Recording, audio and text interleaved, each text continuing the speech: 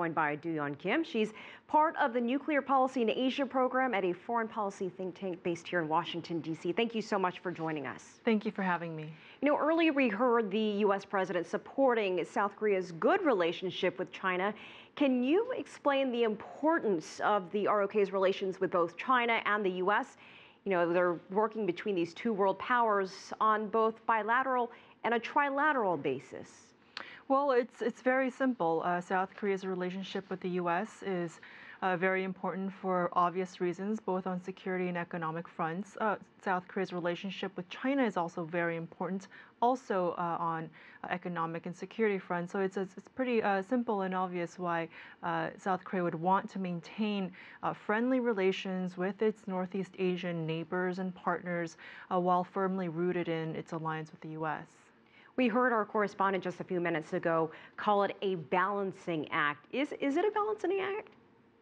Well, I'm not sure if you can call it a balancing act per se. South Korea would, of course, as I said, want to maintain friendly relationships with China and even Japan because it needs China in a partnership on many regional issues like North Korea. China is also a major economic partner with South Korea, so it's natural that South Korea would want to be friends with everybody, so to speak. But it's those friendships and those partnerships and those relationships would never supersede its alliance with the U.S. One of the big topics of discussion was the DPRK and bringing stability to the Korean Peninsula. How important is it to bring the DPRK back to nuclear discussions?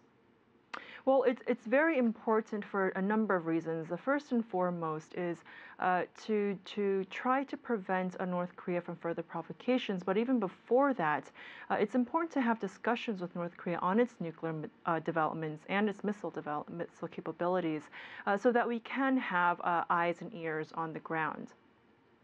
Do you think that the Iran nuclear deal could be used as some sort of model to open discussions?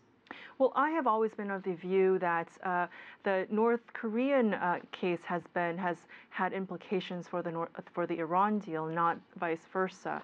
It is definitely helpful that we have seen very positive momentum on the Iran deal, but I'm very skeptical that this will have any positive momentum and spillover and implications on the North Korean nuclear issue. These two issues are very different. In North Korea, it perhaps would not want to have the same deal that Iran had. North Korea seems bent and determined to become a full nuclear power. So I do not suspect North Korea would want the same deal that Iran got. And really, the ROK needs China more in this regard with proximity and because the DPRK really doesn't want to have anything to do with the United States at all. Right, so China is definitely a very important player in the process of denuclearization and also in trying to get North Korea back to the dialogue table. There are some pundits who are skeptical about China's influence and leverage on North Korea, especially because North Korea-China relations have frayed over the years.